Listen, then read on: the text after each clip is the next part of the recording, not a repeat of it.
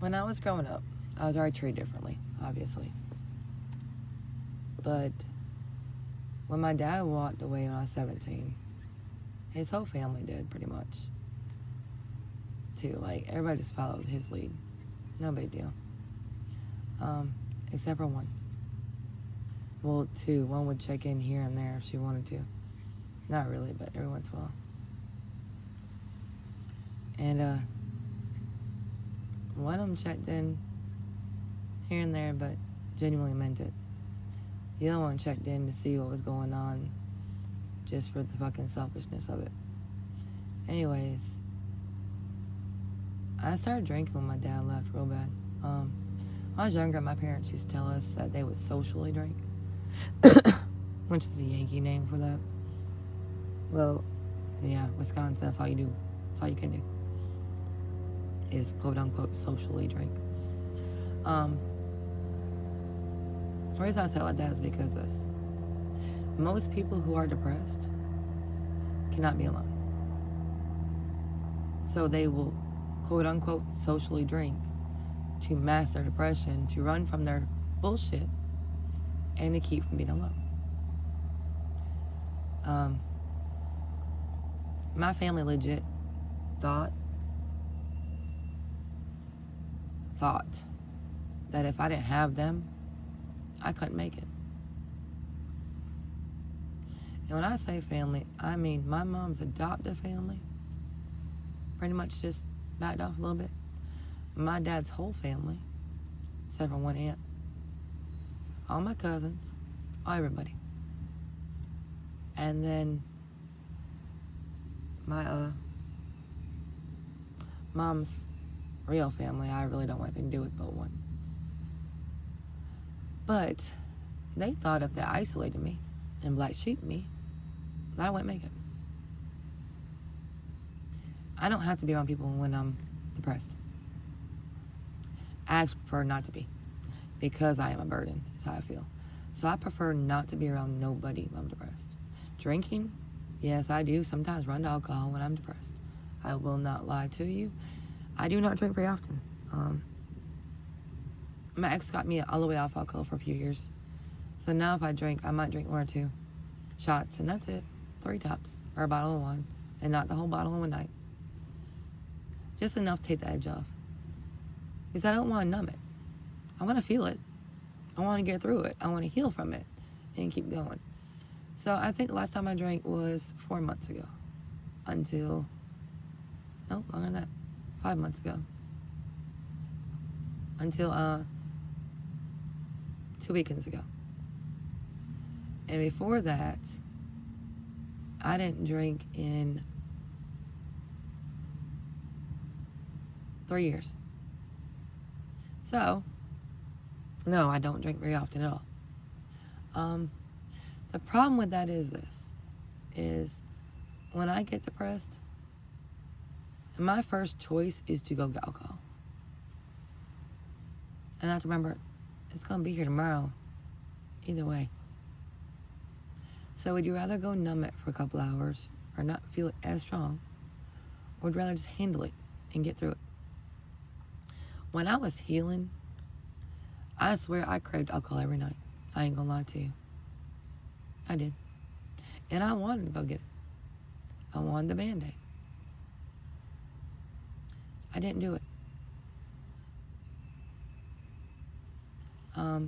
Don't ask me how I made it through that. A lot of people cannot understand it. I'm not mad at you. A lot of people smoke weed to get away from their feelings. Yes. Not just drink. They smoke weed. There's a lot of ways to go from your feelings.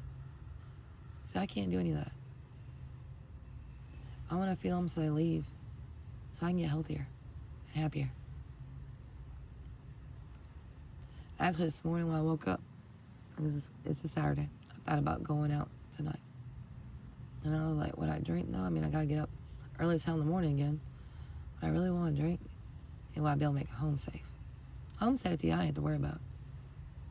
I'm always too overly cautious. But do I really want to put my body through that. And why do I want to drink? And then I realized why I wanted to drink. And I was like, yeah, we're not doing this. We're not running, and we're not burdened. We're just going to sit here and feel this, let it get out of us, and go on to the next part. That's hard for a lot of people. That's why they make shrinks. That's why they give you prescription medicine. A lot of people don't understand that prescription medicine takes the edge off. Just enough. Just for you to function that day. And they can make it that way. They don't want you zombified. And see, once you start taking the edge off, it's like it never really takes the edge off no more. Like, I don't know. It just... The medicine doesn't ever work the way it did at first. No matter how much you upped it. Okay? That's kind of thing. I don't know if that's just me or somebody else, but I have a really different tolerance for medicine. Very different. I'm a lightweight of medicine. So them giving me 800 milligrams 3 times a day of Seroquel was like tranquilizing me like a fucking horse. And they never should have done that. But, I mean, they did what I was telling them I needed. That's what I was told I was needed. So, I mean, there's that. But everybody has their ways of coping. My way of coping is not the same as everybody else's. And so I either isolate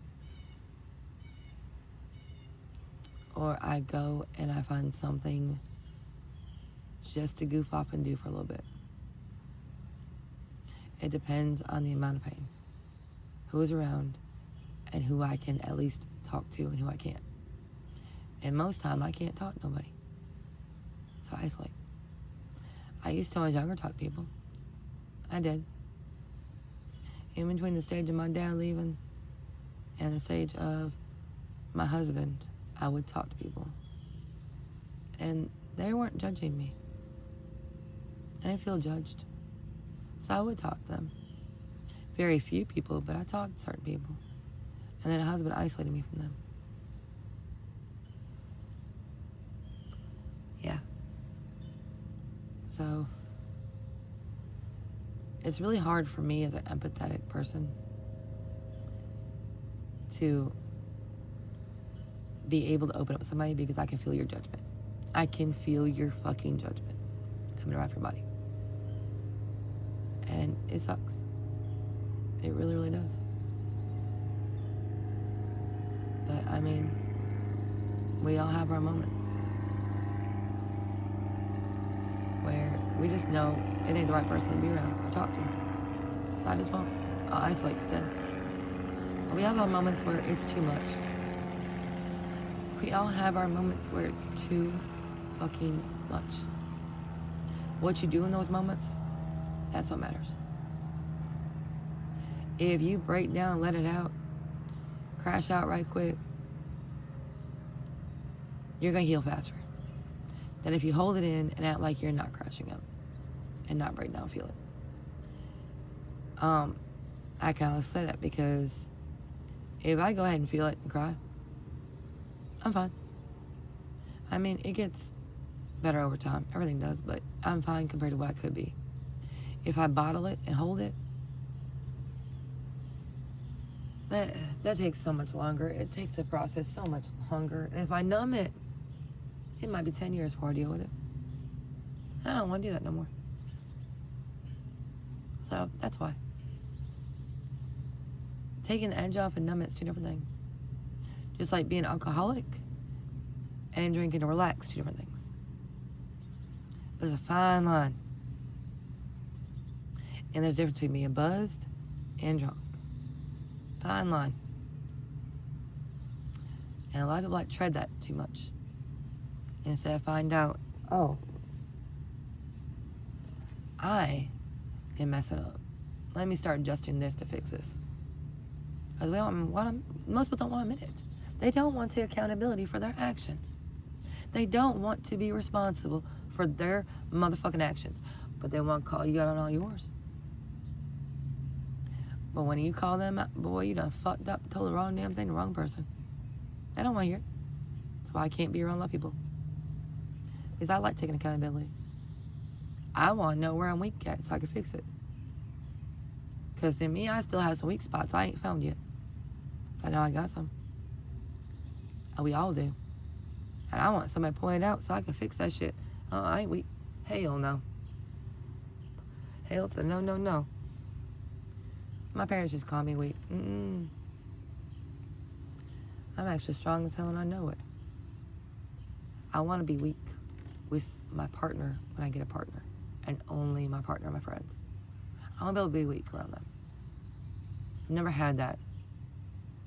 I want to, but I'm not weak.